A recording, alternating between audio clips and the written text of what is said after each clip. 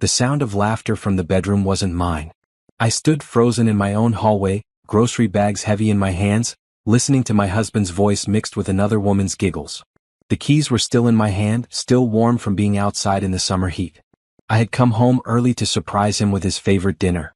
Instead, I was the one getting surprised. "James?" I called out, my voice shaking despite trying to sound normal. The laughter stopped. Complete silence filled the house like thick smoke. My heart hammered so hard I could hear it in my ears. The grocery bags slipped from my hands and apples rolled across the hardwood floor. Each apple made a dull thud as it hit the ground, like small bombs going off in the quiet. "Honey? You're home early?" James's voice came from upstairs. He sounded nervous, different from his usual confident tone. I knew that voice talking to him earlier. It was Sandra Mills, his boss's wife. The same Sandra who had been so sweet to me at company parties, always asking about my job at the local library, always complimenting my hair or dress. The same Sandra who had invited us to dinner just last month, sitting across from her husband Robert while smiling at me like we were best friends. My legs felt like they were made of water. I grabbed the stair railing and pulled myself up, one step at a time. Each step felt like walking through mud. The house suddenly seemed too big, too quiet except for the sound of my breathing and footsteps on the stairs. "I got off work early," I managed to say, still climbing. "Thought I'd make that pasta dish you like." More silence. Then I heard quick movements from our bedroom, feet hitting the floor, dresser drawers opening and closing. The sound of hushed whispers. My stomach twisted into knots so tight I thought I might be sick right there on the stairs. When I reached the top, James was standing in the doorway of our bedroom. His shirt was wrinkled, his hair messy. Behind him, I could see Sandra sitting on the edge of our bed, smoothing down her skirt with shaky hands. Our bed. The bed where James and I had made promises to each other 5 years ago about forever and always. "This isn't what it looks like," James said, running his hand through his hair. But it was exactly what it looked like. Sandra couldn't meet my eyes. She kept staring at her hands, her face red with shame. The room smelled like her perfume, something expensive and floral that made my nose itch. It was the same perfume she always wore to company events, the one I had actually complimented her on once. "Then what is it?" I asked, surprised at how calm my voice sounded. Inside, I felt like I was falling down a deep hole with no bottom. James opened his mouth, then closed it. He looked like a fish gasping for air. Sandra finally stood up, grabbing her purse from the nightstand. The same nightstand where I kept a picture of James and me from our honeymoon. "I should go," Sandra whispered, finally looking at me. Her eyes were full of tears, but I couldn't feel sorry for her. Not when she was standing in my bedroom in my house after being with my husband. "Yes, you should," I said. She walked past me without saying anything else. I heard her footsteps going down the stairs, heard the front door open and close. Her car started in the driveway and then she was gone, leaving behind only the smell of her perfume and the sound of my world falling apart. James and I stood there looking at each other. 5 years of marriage, 3 years of dating before that, and this is where we ended up. Him with his wrinkled shirt and guilty face, me with my heart breaking into pieces I wasn't sure I could ever put back together. "How long?" I asked. He sat down on the bed heavily, like he was carrying something too heavy for his shoulders. 3 months. 3 months. While I had been working extra hours at the library to save money for our anniversary trip. While I had been planning surprise dinners and picking out gifts for him.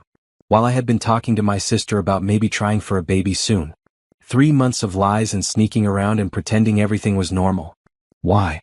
The word came out as barely a whisper.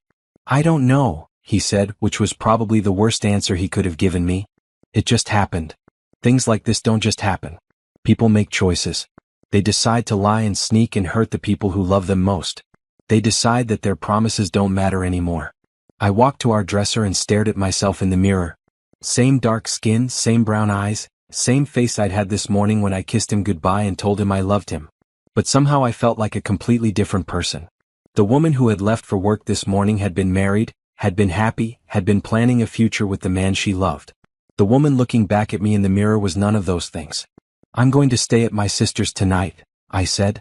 "We should talk about this," James said. "We can work through this." I turned around to look at him. He was still sitting on our bed, the bed where he had been with another woman just minutes ago.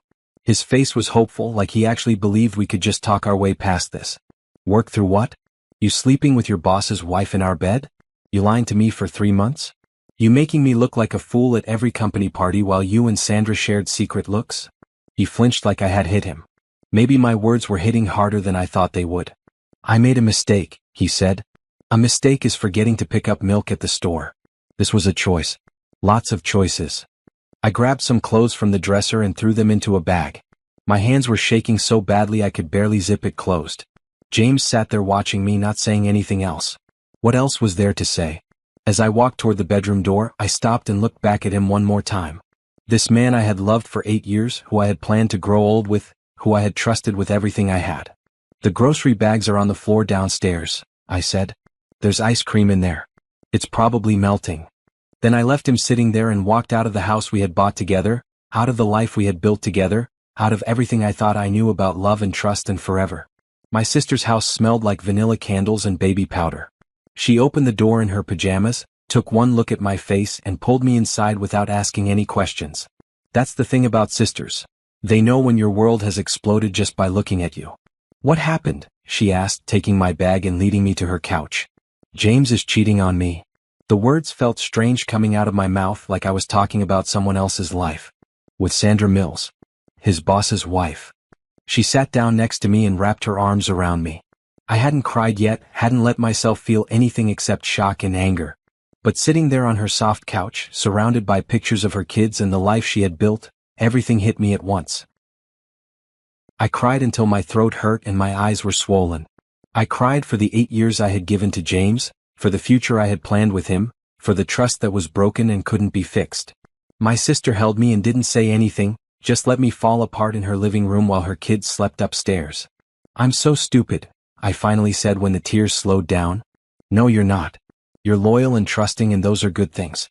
James is the one who messed up, not you." But I felt stupid. Stupid for not seeing the signs, for believing his stories about working late, for not noticing how he had started dressing nicer for work, how he had been distant lately, how he always seemed to have his phone with him now. "What are you going to do?" she asked. "I don't know." That was the truth. I had never thought about what I would do if James cheated on me because I never thought he would. We had problems like every couple, but I thought we were solid. I thought we were the kind of couple who would make it through anything. I spent the next 3 days at my sister's house, calling in sick to work and trying to figure out what to do with my life. James called and texted constantly, begging me to come home so we could talk. I ignored all of it. I wasn't ready to talk.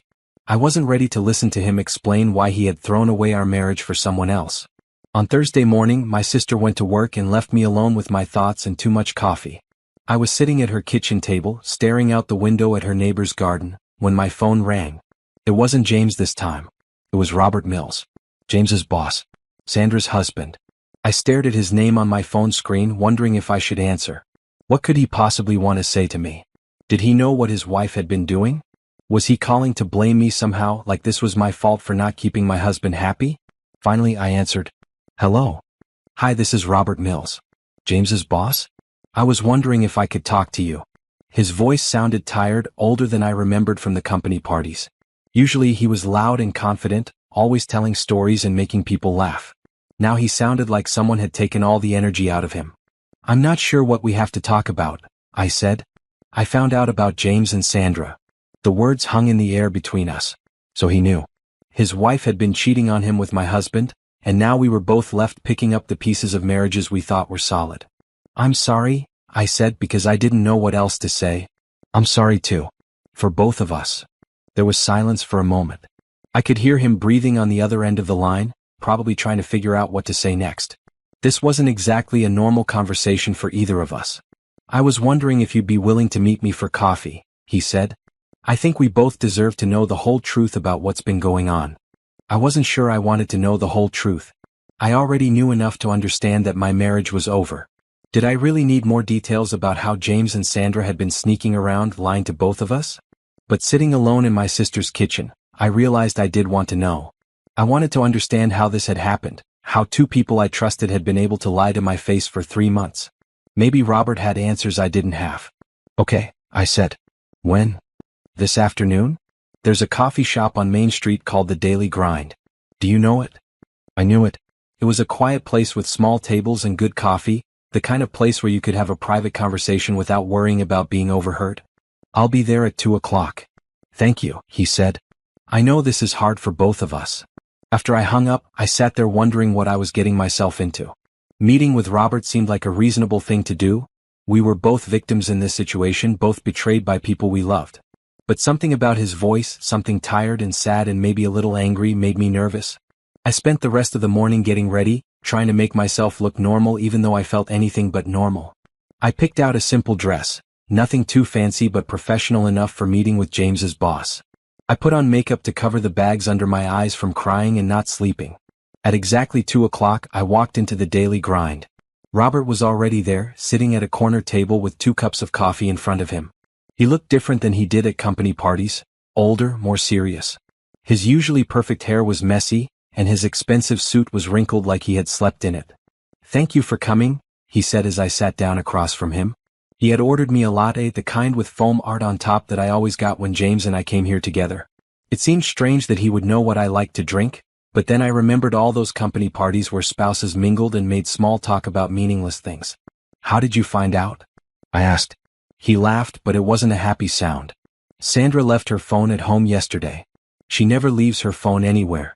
It kept buzzing with text messages, so I looked." He took a sip of his coffee and made a face like it was bitter. 3 months worth of messages between her and James. Everything. My stomach twisted. Text messages meant this wasn't just physical. They had been talking, planning, sharing things with each other that they should have been sharing with us. "I'm sorry," I said again. 22 years of marriage, he said, staring out the window. 3 kids. A house, a life, everything we built together. And she threw it all away for what? Excitement? Something new. I didn't have an answer for that. I had been wondering the same thing about James. We had a good life together, or at least I thought we did. We laughed together, talked about our dreams, supported each other through hard times. Why wasn't that enough? "What are you going to do?" I asked. "I already filed for divorce this morning. My lawyer is handling everything." He looked at me with tired eyes. "What about you?" "I don't know yet. I'm staying at my sister's house while I figure things out." We sat there drinking our coffee and not talking for a while. The coffee shop was busy with the afternoon crowd, people grabbing drinks before heading back to work, students studying at laptops, couples sharing pastries and talking quietly. Everyone else's life seemed so normal, so uncomplicated. "There's something else," Robert said finally. I looked up at him. His expression had changed, become more serious somehow. "I've been doing some thinking since I found out. About what I want to do next, about what kind of life I want to build after this mess." I waited for him to continue, not sure where this conversation was going. "I know this might sound crazy and I know the timing is terrible, but I have a proposition for you." The way he said proposition made my heart speed up. This conversation was taking a turn I hadn't expected. "What kind of proposition?" He leaned forward, his hands wrapped around his coffee cup. "Marry me." The coffee shop seemed to go silent around us. I could see Robert's mouth moving, but it took a few seconds for his words to actually make sense in my brain. "I'm sorry, what did you say?" "I know it sounds insane," he said quickly. "But hear me out. We're both getting divorced. We're both starting over. We both know what it's like to be betrayed by the people we trusted most." I stared at him like he had just suggested we rob a bank together. This was James's boss, Sandra's husband, a man I barely knew beyond small talk at company parties. And he was asking me to marry him while I was still technically married to someone else. "Robert, I think the stress of everything that's happened is making you—" "I'm not having a breakdown," he interrupted.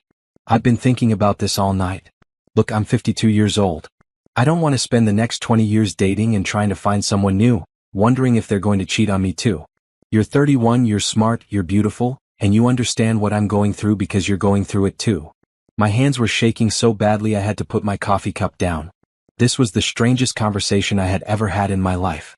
"We barely know each other," I said. "We know the important things. We know we can both be faithful to our marriages, even when our spouses can't.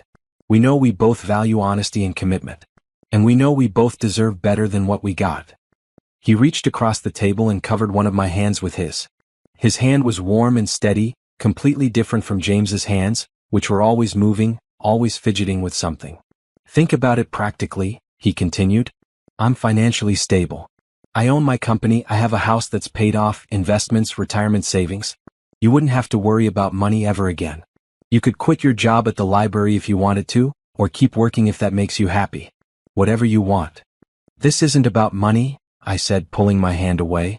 "No, it's not. It's about partnership. It's about two people who understand each other choosing to build something together instead of trying to start over alone. I felt dizzy, like the room was spinning around me. 24 hours ago, my biggest worry was what to make James for dinner. Now I was sitting in a coffee shop listening to his boss propose marriage while my own marriage fell apart. "I need time to think," I said. "Of course. This is a big decision." He pulled out his business card and wrote something on the back. "That's my personal number. Call me when you're ready to talk more." I took the card with numb fingers. His handwriting was neat and precise, just like everything else about him seemed to be. "Can I ask you something?" I said. "Why me? You could marry anyone. Someone who isn't connected to this mess." He was quiet for a moment, stirring his coffee even though he hadn't added anything to it. "Because you understand. Anyone else would look at me and see a man whose wife cheated on him, a man who couldn't keep his marriage together. They'd wonder what was wrong with me, why Sandra chose someone else. But you know it wasn't about us.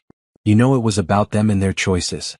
I understood what he meant, even though this whole conversation felt like something out of a dream. The shame I felt wasn't really about what I had done wrong, it was about being the kind of person someone could cheat on, about not being enough to keep James happy. "I have to go," I said, standing up so quickly that my chair scraped loudly against the floor. "Wait." He stood up too. "I know this is overwhelming. But think about what your alternatives are. You can go back to James and try to work things out, knowing you'll never really trust him again. Or you can start over alone, trying to rebuild your whole life from scratch. Or you can consider a third option." I walked out of the coffee shop without answering him, but his words followed me all the way back to my sister's house.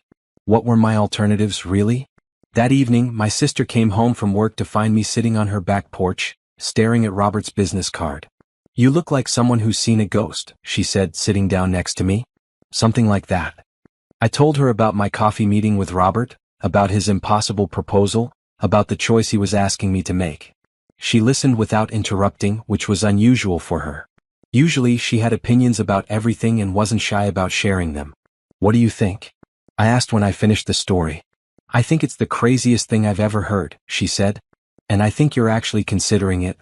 She was right. As insane as Robert's proposal was, I couldn't stop thinking about it. Not because I was in love with him, I barely knew him, but because everything he had said made a certain kind of sense. "James called while you were out," she said. "He wants to come over and talk." "What did you tell him?"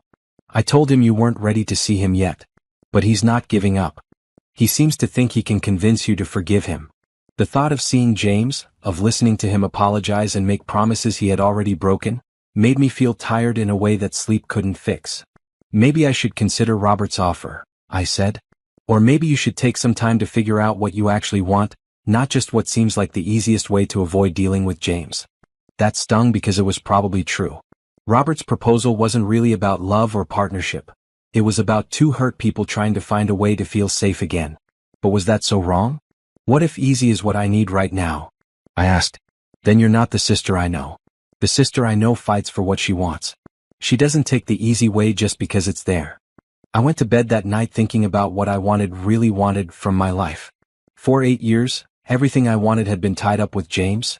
The house we would buy together, the kids we would have, the trips we would take when we saved enough money.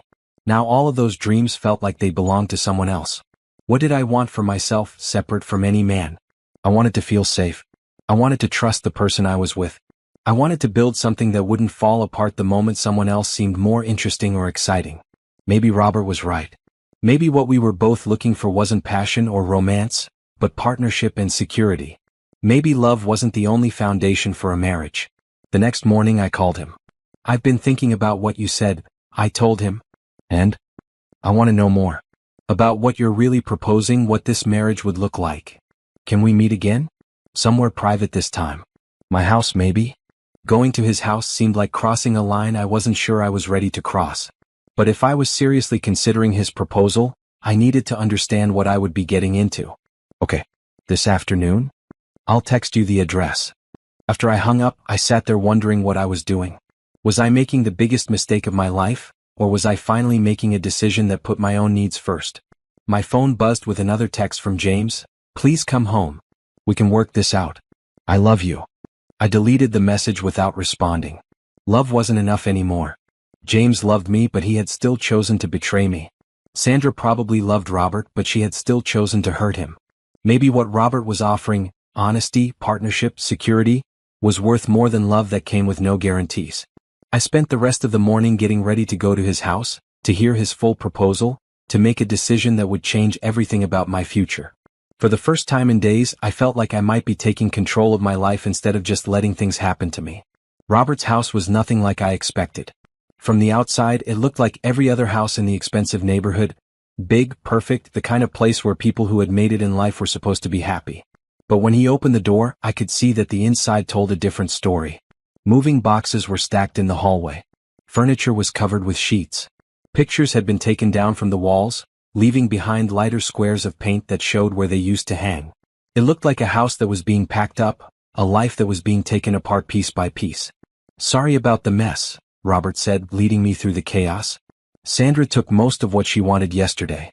Her lawyer and mine worked out who gets what." "How are your kids handling all this?" I asked. His face got tight like someone had pulled a string too hard. "They're angry. At both of us, but mostly at me for filing for divorce so quickly. They think I should try to work things out with their mother." We ended up in his kitchen, which was the only room that still looked normal. He made coffee while I sat at the counter, trying to imagine what it would be like to live in this house, to wake up here every morning, to call this place home. "Tell me what you're really thinking," he said, handing me a mug. "I'm thinking this is insane," I said honestly. "I'm thinking I don't know you well enough to marry you. I'm thinking my sister is right and I'm just trying to avoid dealing with my real problems." He nodded like he had expected me to say that. "You're probably right about all of that. But let me ask you something. What's your alternative? Go back to James and spend the rest of your marriage wondering if he's cheating again? Start over at 31 and hope you find someone better? Online dating and wondering if every man you meet is going to lie to you too?" The questions hit harder than I wanted them to. I had been trying not to think about what came next, but he was forcing me to face the reality of my situation. "At least with me you know exactly what you're getting," he continued. "I'm not going to pretend to be someone I'm not to win you over. I'm not going to make promises about love and romance and forever. I'm offering you partnership, security, and honesty. What would this marriage actually look like?" I asked. He sat down across from me and for the first time since I had known him, he looked nervous. "We'd be friends first. Good friends who take care of each other. We'd live together, share responsibilities, make decisions together. We'd be faithful to each other because we both know what it feels like to be betrayed." "And the physical side of things?" His face got red, and I realized this successful, confident man was actually shy about this part of the conversation. "We'd figure that out as we go. No pressure, no expectations. Whatever feels right for both of us." "What about love? What about it? Look where love got us. Love didn't stop James from cheating on you. Love didn't stop Sandra from throwing away 22 years of marriage. Maybe it's time to try building something on a stronger foundation." I thought about James telling me he loved me every morning before work, even during the 3 months he was betraying me. I thought about Sandra hugging me at company parties, acting like we were friends while she was sleeping with my husband.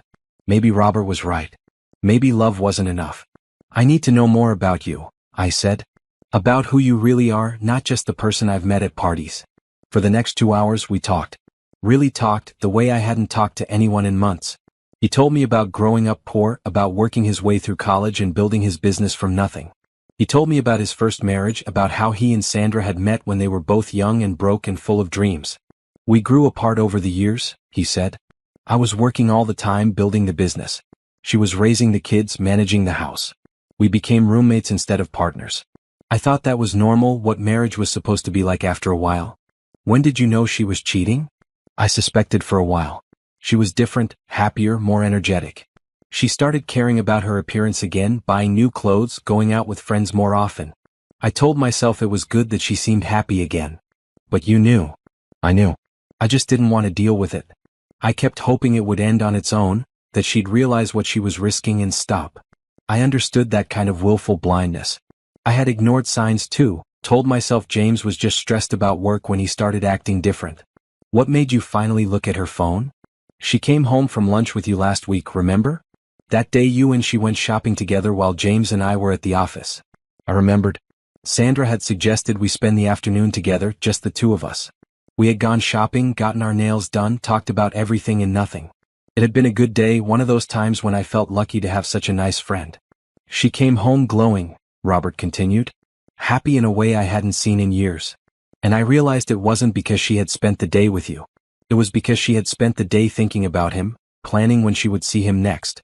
I was watching my wife be happy about another man, and I couldn't pretend anymore. I'm sorry. Don't be sorry. Be smart. Look at what we both learned from this mess and decide if we want to use that knowledge to build something better. When I left his house that evening, I had more to think about than ever. Robert wasn't offering me a fairy tale, but maybe fairy tales were overrated.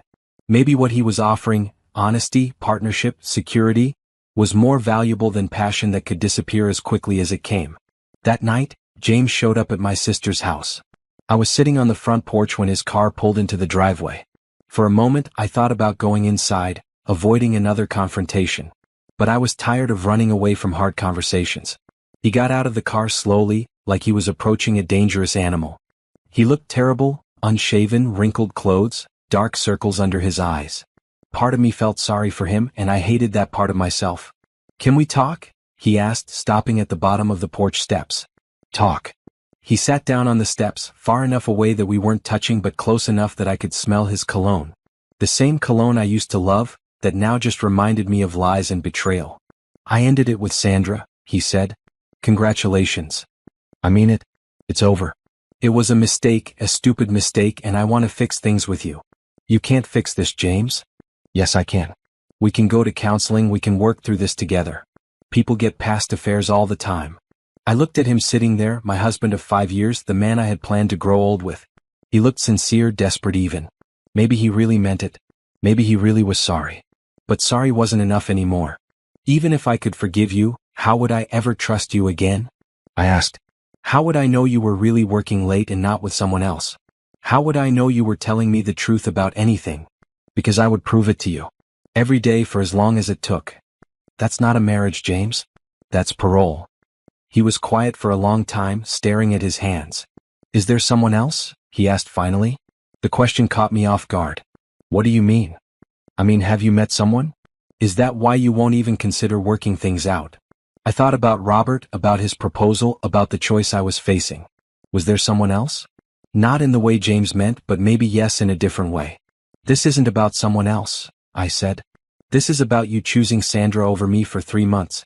This is about you lying to my face every single day.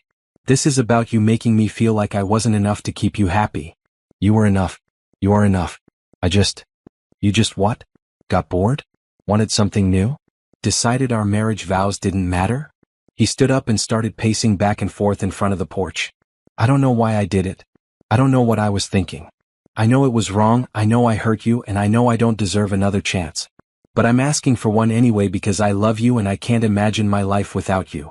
For 8 years, those words would have meant everything to me.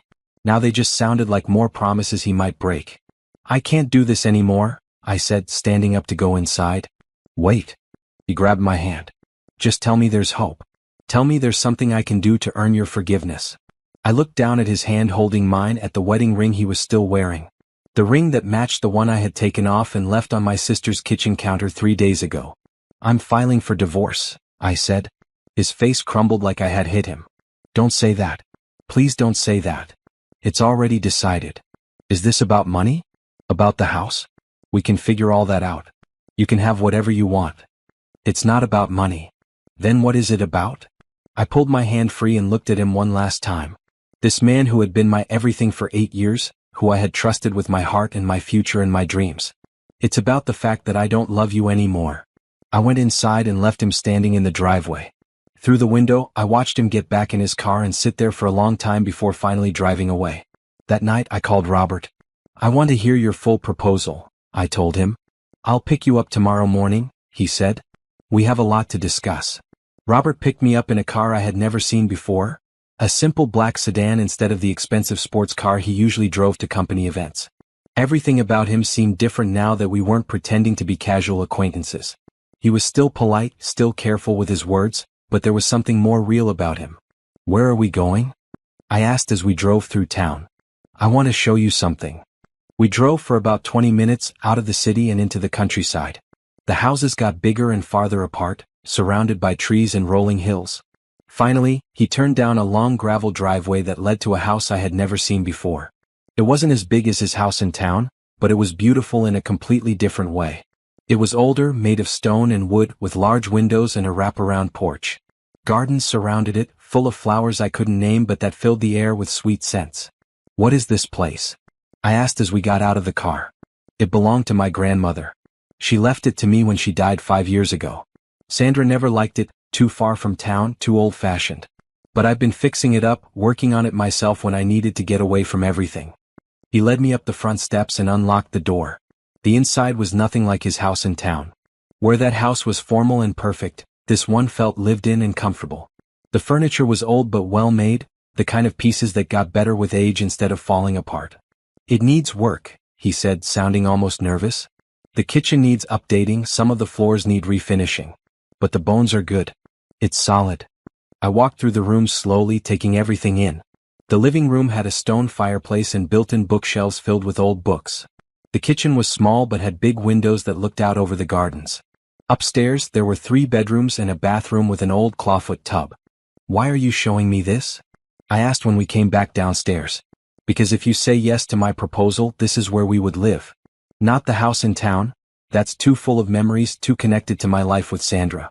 This place is clean, neutral. We could make it ours." I could picture it somehow.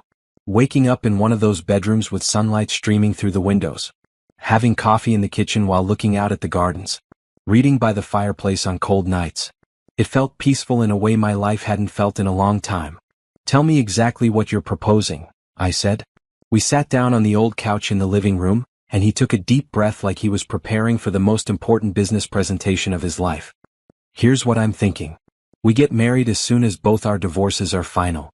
No big wedding, just a simple ceremony at the courthouse. We move in here together and spend the first year getting to know each other as housemates and friends. And then? And then we see what develops naturally. Maybe we fall in love, maybe we don't. Maybe we become the kind of couple who holds hands and plans romantic vacations. Maybe we become the kind of couple who watches TV together and shares household duties and is content with quiet companionship. Either way is fine with me. What about physical intimacy?" His face got red again, but he didn't look away. "That's up to you. Completely up to you. If it happens, it happens. If it doesn't, we're still married, still committed to each other. And if one of us meets someone else? Falls in love with someone else? Then we talk about it honestly. But I don't think that's going to happen. I think we're both done with the kind of love that makes people do stupid things and hurt the people who trust them." I stood up and walked to the window, looking out at the gardens. There was something appealing about what he was describing. A marriage based on choice rather than emotion, on commitment rather than passion. A marriage where both people knew exactly what they were signing up for. "What about children?" I asked. "Do you want children?" "I thought I did. With James, I mean. But now I don't know. My kids are grown. If you decide you want children, we can talk about it. If you don't, that's fine too. I'm not trying to convince you to want anything you don't want." That was different from James, who had always assumed we would have kids someday, who had never asked me what I actually wanted. Robert was asking me to choose my own life instead of just going along with someone else's plans. "Why me?" I asked again. "Really? You could find someone who wasn't connected to this mess with James and Sandra." He was quiet for a long time, looking around the room like he was seeing it for the first time. "Because you understand what it feels like to have your trust broken by the person you trusted most. Because you know the difference between love and loyalty. Because I've watched you at company parties for 3 years, and you're always kind to everyone, even the people who are boring or awkward or difficult. That's not much to base a marriage on. It's more than most people have. Most people get married because they're in love, and then they spend years finding out they don't actually like each other very much. We're starting from the opposite direction." I thought about that.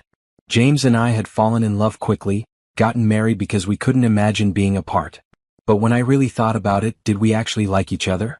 Did we have fun together when we weren't being romantic? Did we respect each other's opinions and choices? "I need time to think about this," I said. "How much time?" "I don't know. A few days? A week? Take all the time you need. But while you're thinking, consider this. What's the worst thing that could happen if you say yes?" I thought about it. "We could end up miserable together." "And what's the worst thing that could happen if you say no?" "I could end up miserable alone." "Exactly. Either way there's risk. But if you say yes, at least you're not facing that risk by yourself." We drove back to my sister's house in comfortable silence. When he walked me to the door, he didn't try to kiss me or hug me or do anything that would make this feel like a date.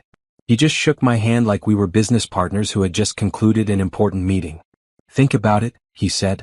And remember, this isn't about love or romance or any of the things that failed us before. This is about two smart people making a practical decision about how they want to spend the rest of their lives. That night, I called my divorce lawyer and told her to speed up the process. I wanted to be free of James as quickly as possible, whether I decided to marry Robert or not. Then I sat down and made a list of pros and cons, the way I used to do when I had to make difficult decisions. Pros: financial security, a nice house in the country, a partner who understood what I had been through. No more dating, no more wondering if someone was lying to me. A chance to build something stable and honest. Cons: marrying someone I didn't love. Giving up on the possibility of finding real love again. Settling for something safe instead of something passionate. But as I looked at my list, I realized the cons were all about things that might never happen anyway. How did I know I would ever find love again? How did I know the next person I fell in love with wouldn't hurt me the same way James had? At least with Robert, I knew what I was getting. He wasn't promising me fairy tales or forever or any of the things that had turned out to be lies when James said them. He was promising me honesty, partnership, and respect. Maybe that was enough. Maybe that was more than most people ever got. The next morning I called him. I want to try it, I said. Are you sure? No. But I'm sure I don't want to go back to the way things were. And I'm sure I trust you more than I trust anyone else right now. Then let's do it. Let's build something new together. After I hung up, I felt something I hadn't felt in weeks: hope. Not the desperate, grasping hope that James would change or that our marriage could be saved, but quiet, steady hope that maybe my life could be good again in a completely different way. My sister came home from work to find me packing my things. Where are you going? She asked. I'm getting my own apartment while I wait for the divorce to be final.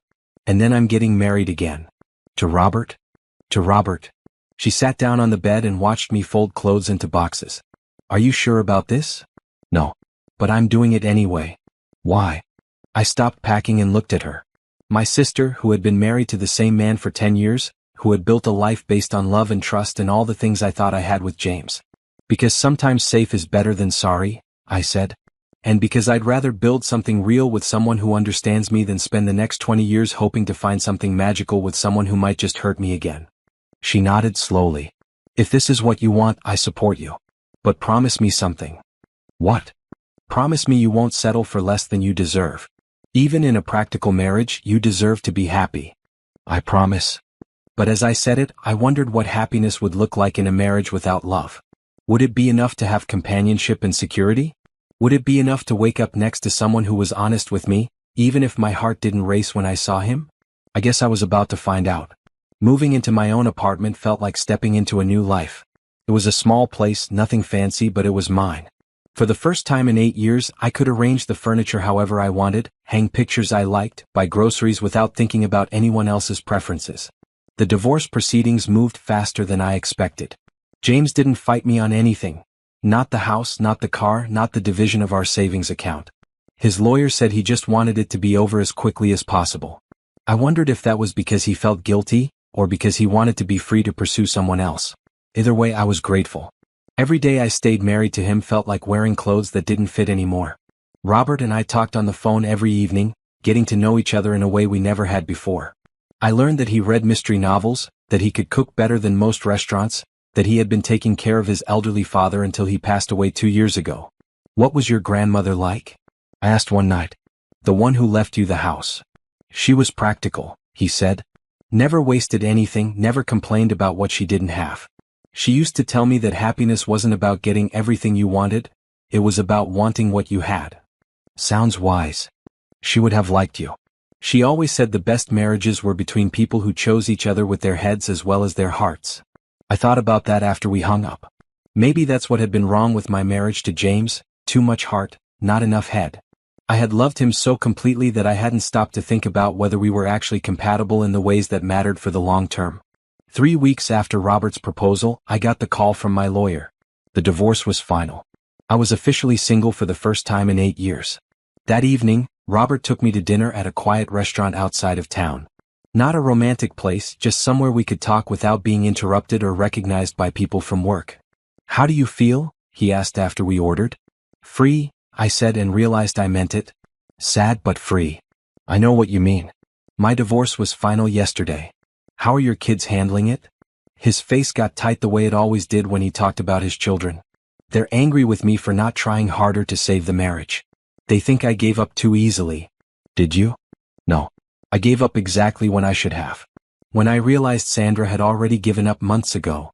We ate in comfortable silence for a while. The restaurant was nearly empty, just a few other couples talking quietly at their tables. Everyone else seemed to be having normal conversations about normal things: work, kids, weekend plans. I wondered if any of them were sitting there planning to get married for practical reasons rather than love. When do you want to do this? Robert asked as we were finishing dessert. Soon. Before I lose my nerve. Next week? Next week. We went to the courthouse the following Friday morning. I wore a simple blue dress I had bought the day before. Robert wore a dark suit that made him look like he was going to a business meeting. There were no flowers, no music, no guests. Just two people making a practical decision about their future. The ceremony took less than 10 minutes. We exchanged rings, simple gold bands we had bought together the day before. When the judge pronounced us husband and wife, Robert kissed my cheek gently, like he was sealing a business deal. How do you feel, Mrs. Mills? He asked as we walked out of the courthouse. Mrs. Mills. It would take some getting used to, but it sounded right somehow. More right than Mrs. Williams had ever sounded. Different, I said. Good different. We drove to the house in the country, our house now, and Robert carried my suitcases up to the master bedroom. This is your room, he said, setting the bags down by the window. I'll take the guest room down the hall. I had expected that, but it still felt strange. Married couples were supposed to share a bedroom, weren't they? But then again, we weren't like most married couples. For now, I said. For now, he agreed. That first night in the house, we made dinner together in the small kitchen. Robert had been right about being a good cook. He made pasta with a sauce that was better than anything I had ever tasted in a restaurant. We ate by candlelight, not because it was romantic, but because the overhead light in the dining room was too bright. What happens now? I asked. Now we learn how to live together. We figure out who does what around the house, who pays which bills, how we want to spend our weekends. Like roommates. Like partners. After dinner, we sat on the couch in the living room and watched TV like an old married couple. Robert read the newspaper while I worked on a crossword puzzle. It was peaceful in a way my evenings with James had never been. James was always moving, always talking, always needing attention or entertainment. Robert was content to just exist in the same space, comfortable with silence. When it was time for bed, we said goodnight at the top of the stairs like polite strangers. I went to my room and he went to his, and I lay awake for a long time wondering what I had gotten myself into. But I wasn't unhappy. Confused maybe. Uncertain about the future. But not unhappy. The next morning I woke up to the smell of coffee and bacon. Robert was already dressed and making breakfast, humming quietly to himself. Good morning, he said when I came downstairs in my robe. I hope you don't mind that I started without you. I'm an early riser. I don't mind. He handed me a cup of coffee made exactly the way I liked it, with cream and just a little sugar. It occurred to me that James had never learned how I liked my coffee, even after 8 years of marriage. What do you usually do on Saturdays? I asked. Work in the garden, fix things around the house. Read. What about you? I used to do laundry and cleaning. Sometimes I'd go shopping or visit my sister. Well, now we can do those things together. If you want to. I did want to. It felt good to have someone to share weekend chores with, someone who didn't expect me to do everything myself while he watched TV or went out with friends. We spent the morning working in the garden together. Robert showed me which plants needed water and which ones were ready to be harvested. He had tomatoes and peppers and herbs I had never heard of. Everything was organized and well tended, like the rest of his life. Sandra never liked gardening, he said as we picked tomatoes for lunch. She said it was too much work for not enough reward. I like it, I said. It's peaceful. Then it's yours now. You can plant whatever you want, change whatever you want to change. That afternoon we drove into town to buy groceries together. It was the first time we had been out in public as a married couple, and I was curious to see how it would feel. At the grocery store, we ran into Mrs. Henderson, who worked at the library with me. Oh my goodness, she said when she saw us together. I heard about your divorce from James. I'm so sorry, dear. Thank you, I said. She looked at Robert curiously, clearly wondering who he was and why we were shopping together. Mrs. Henderson, this is my husband, Robert Mills, I said. Her eyes went wide. Your husband? But I thought. We were married yesterday, Robert said smoothly, putting his arm around my shoulders. Small ceremony, just the two of us. Well, congratulations, she said, though she looked confused. That's quite a surprise. After she walked away, Robert and I looked at each other and started laughing. I guess we're going to get that reaction a lot, I said. Are you okay with that? I think so. People will talk for a while, but then they'll find something else to gossip about. That evening we got a call from my sister. I ran into Mrs. Henderson at the gas station, she said. She told me you got married yesterday. Please tell me she was confused. She wasn't confused. You actually did it? You married Robert Mills? I married Robert Mills. There was a long silence on the other end of the phone. Are you happy? She asked finally. I looked around the living room where Robert was reading his mystery novel, his reading glasses perched on the end of his nose. The fire was crackling in the fireplace and I could hear crickets singing outside the windows. Yes, I said. I think I am. Then I'm happy for you. But I want to meet him properly. Bring him to dinner on Sunday. I'll ask him. When I hung up, Robert looked up from his book. Everything okay? My sister wants us to come to dinner on Sunday. She wants to meet you properly. Are you ready for that? Introducing me to your family? You're my husband now. They'll have to get used to it eventually. He smiled, the first real smile I had seen from him since this whole thing started. Yes, I suppose they will. That night, as I got ready for bed, I realized something had changed. When I thought about the future now, I didn't feel scared or uncertain. I felt curious about what Robert and I would build together, about what our life would look like in a year or 5 years. Maybe this practical marriage would turn into something more, maybe it wouldn't. But either way, I was no longer alone, no longer afraid of being hurt by someone I trusted. For the first time in months, I fell asleep easily and slept through the night without any bad dreams. Sunday dinner at my sister's house was exactly as awkward as I expected it to be. My sister's husband, David, kept looking at Robert like he was trying to figure out what his angle was. My 10-year-old nephew asked why Robert was so much older than me. My 8-year-old niece wanted to know why we didn't have a real wedding with a dress and cake. Because sometimes adults do things differently than in movies, Robert said patiently. But don't you love each other? My niece pressed. I felt my face get hot, but Robert didn't seem uncomfortable at all. We care about each other very much, he said. Sometimes that's even better than love. My sister gave me a look across the table that said we would be having a private conversation about this later. After dinner, while Robert was helping David fix something in the garage, my sister cornered me in the kitchen. He seems nice, she said carefully. But you've been married for 2 days and you seem more like business partners than newlyweds. Maybe that's not a bad thing. She dried her hands on a dish towel and looked at me seriously. I'm worried you're settling. I'm worried you're so afraid of being hurt again that you're choosing someone safe instead of someone who makes you happy. Robert does make me happy. In a quiet way. What about passion? What about excitement? What about the kind of love that makes you feel like you can't breathe when he walks in the room? What about it? That kind of love didn't work out so well for me with James. James was a cheater. That doesn't mean all love is dangerous. I understood what she was trying to say, but I wasn't sure she understood what I was trying to build with Robert. Maybe I don't want the kind of love that makes me feel like I can't breathe, I said. Maybe I want the kind of love that makes me feel like I can breathe easier. She was quiet for a moment, considering that. If that's really what you want, then I'm happy for you. But promise me you'll be honest with yourself about what you're feeling. Don't talk yourself out of wanting more just because you're scared. On the drive home, Robert was unusually quiet. Your family is nice, he said finally. They're worried about me. I know.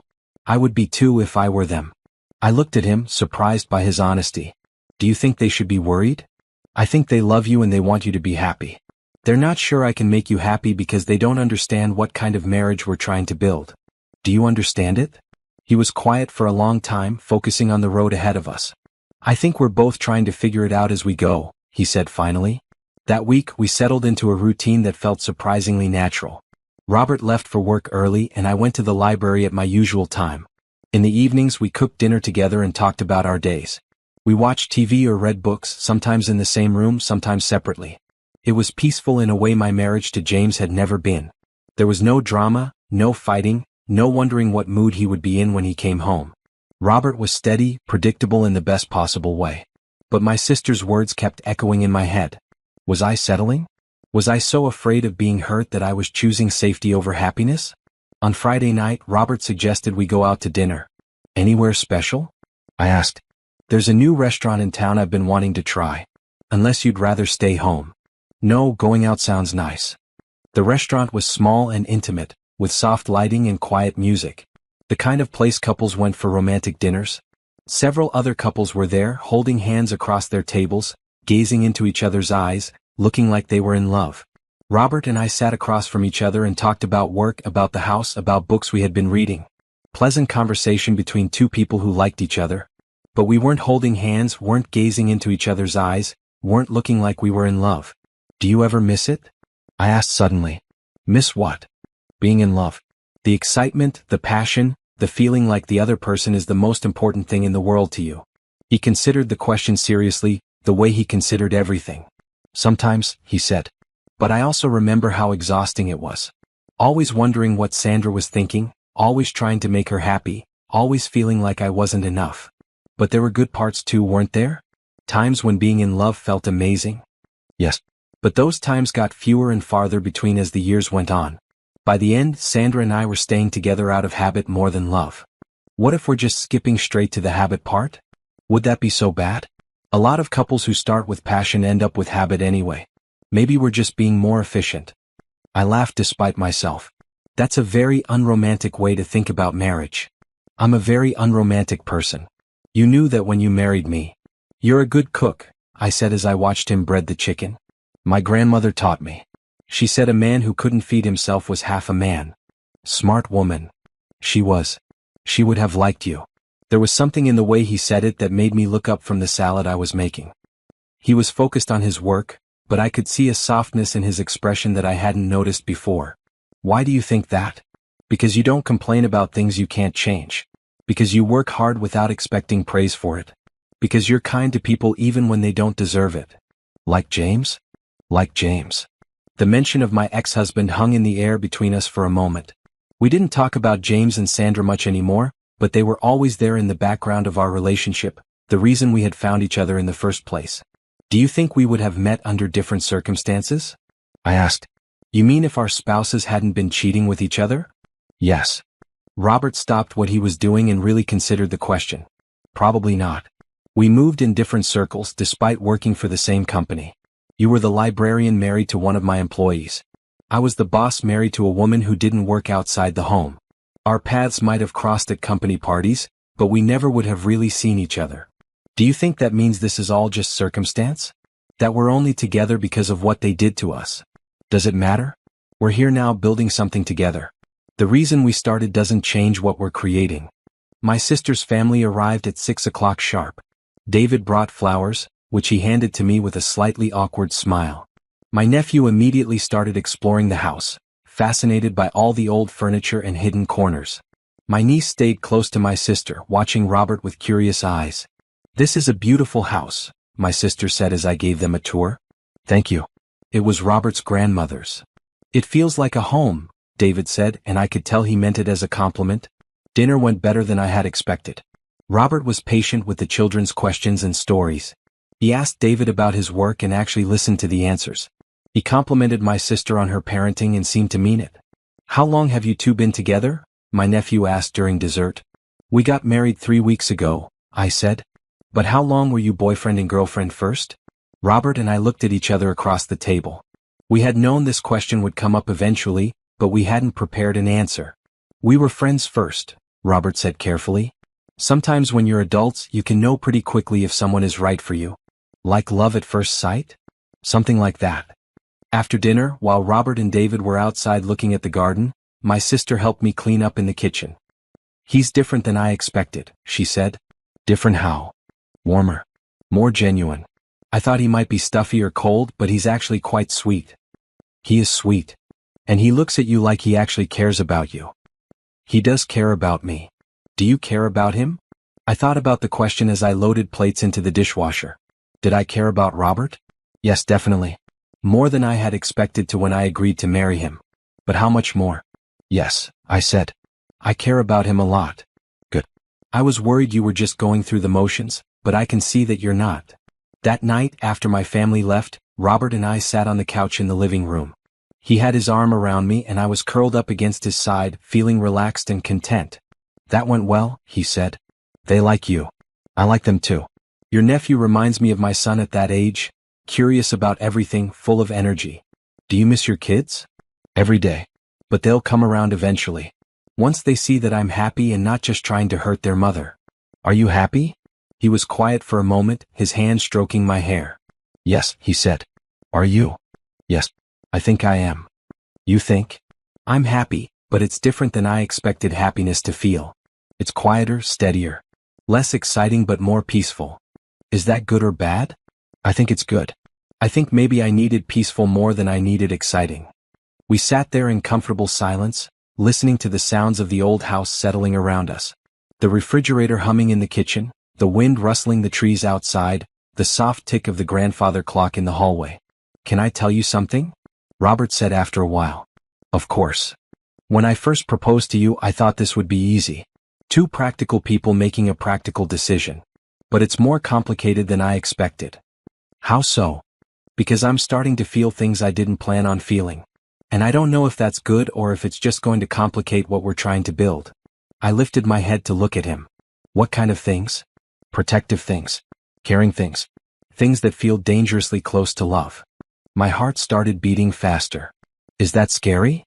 Terrifying. Good scary or bad scary? I don't know yet. I settled back against his chest, thinking about what he had said. I was starting to feel those same dangerous things. The urge to make him smile, the disappointment when he wasn't there when I woke up, the way my day felt better when he came home from work. Maybe we don't have to be scared of it, I said. Maybe we can just let it happen and see where it goes. Without expectations? Without expectations. But what if it goes somewhere we're not prepared for? Then we'll figure it out together. He was quiet for a long time, his hand still stroking my hair. I haven't felt this way about anyone since Sandra and I were young, he said finally. Is that good or bad? I'm not sure. But I know I don't want to lose it. You won't lose it. We won't lose it. How can you be sure? Because we're not James and Sandra. We're not going to hurt each other the way they hurt us. Promise. Promise.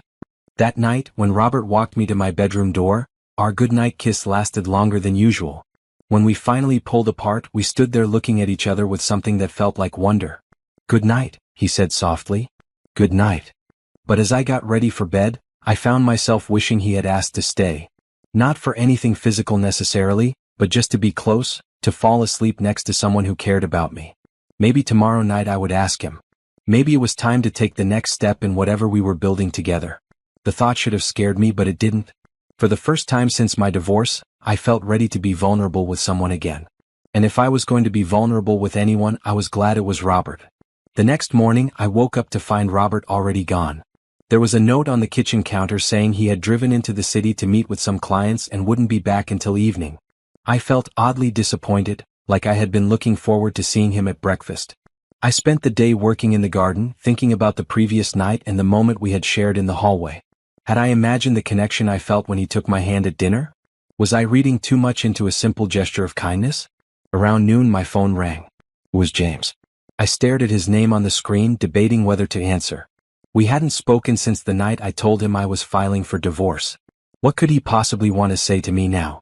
Finally I answered, "Hello, James. I heard you got married." His voice sounded strange, hurt and angry and confused all at the same time. Yes. To my boss. Yes. There was a long silence. I could hear him breathing on the other end of the line, probably trying to figure out what to say next. How could you do that? He asked finally. Do what? Marry him. Move on so quickly. Act like our 8 years together meant nothing to you. The anger in his voice surprised me.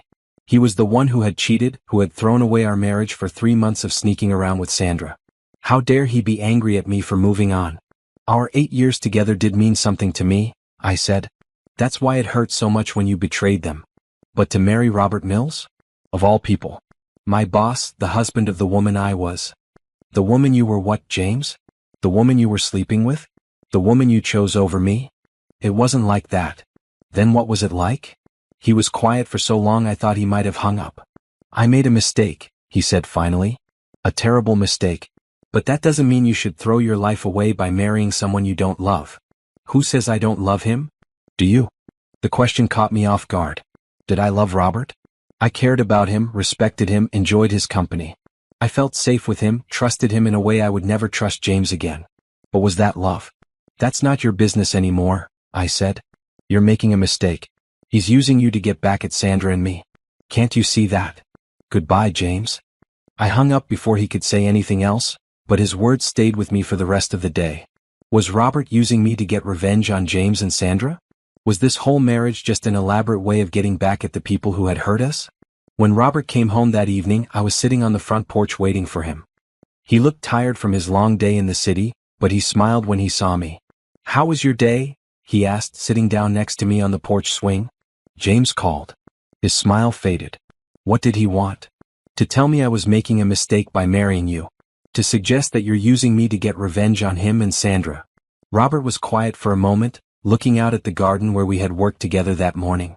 "What do you think?" he asked. "I don't know. Are you?" He turned to look at me, and his expression was more serious than I had ever seen it. "When I first proposed to you, maybe there was some element of that," he said slowly.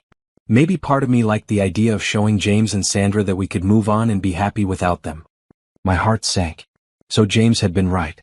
"But that's not why I married you," Robert continued. "I married you because I genuinely believe we can build something good together. Because I respect you and enjoy your company and think we're compatible in ways that matter. But you don't love me. I don't know what love means anymore. I thought I loved Sandra, but love didn't stop her from cheating on me. You thought you loved James, but love didn't stop him from cheating on you. Maybe what we have is better than love. Or maybe it's just fear dressed up as practicality." He considered that. "Maybe it is. Does that make it wrong?" I thought about the past 2 weeks of marriage, about the peace I had felt in this house, about the comfort of having someone to share meals and conversations and quiet evenings with. "I don't know," I said honestly. "Are you having second thoughts?" "I don't know that either." We sat on the porch swing in silence as the sun set behind the trees. It was a beautiful evening, warm and peaceful, the kind of evening that should have felt romantic. But I felt confused and uncertain about everything. "Can I ask you something?" I said. "Of course." "Last night at dinner when you took my hand, was that real? Or were you just playing the part of a husband?" He was quiet for so long I thought he wasn't going to answer. "It was real," he said finally. "I wanted to touch you, wanted to feel connected to you. It surprised me too." "Good. Because it felt real to me." "Where does that leave us?" "I don't know. But maybe we don't have to figure everything out right now. Maybe we can just keep getting to know each other and see what happens." No pressure, no expectations? No pressure, no expectations. That night, when Robert walked me to my bedroom door, we stood in the hallway again looking at each other. But this time, instead of just saying goodnight, he leaned forward and kissed me softly on the lips. It wasn't passionate or desperate or overwhelming. It was gentle and sweet and full of possibility. When he pulled back, we looked at each other with surprise, like we had both discovered something unexpected. "Good night," he said softly. "Good night." I went to bed feeling hopeful for the first time since James's phone call. Maybe Robert and I didn't have the kind of love that poets wrote about, but we had something real and honest and growing. Maybe that was enough to build a life on. The next week we fell into an even more comfortable routine. Robert would kiss me goodnight at my bedroom door, a soft, sweet kiss that made me look forward to bedtime. We held hands while watching TV, sat closer together at dinner, touched each other in small ways throughout the day. It wasn't passionate love, but it was something.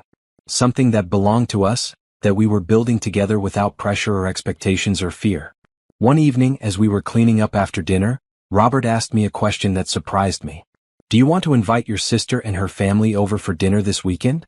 I'd like to get to know them better." "Really? Really? They're important to you, which means they're important to me." I felt something warm spread through my chest, something that might have been the beginning of love. Not the desperate, all-consuming love I had felt for James, but something quieter and steadier and maybe more lasting. "I'd like that," I said. "Good. We'll cook together, show them what our life is like." Our life. I like the sound of that.